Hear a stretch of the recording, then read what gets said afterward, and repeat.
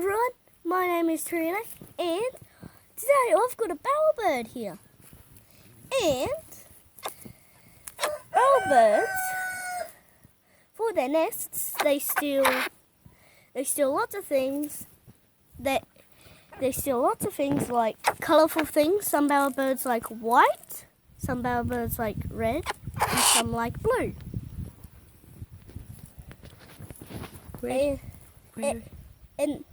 And they steal some stuff and they copy cats and other bird noises, and that's like a singing to their mates.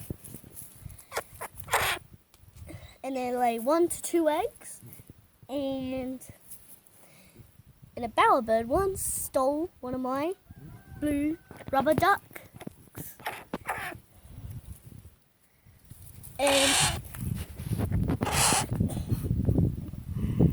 And behind here is his mane.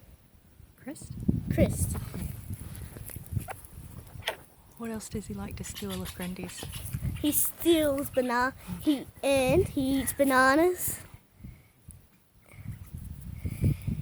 And he eats insects and flowers.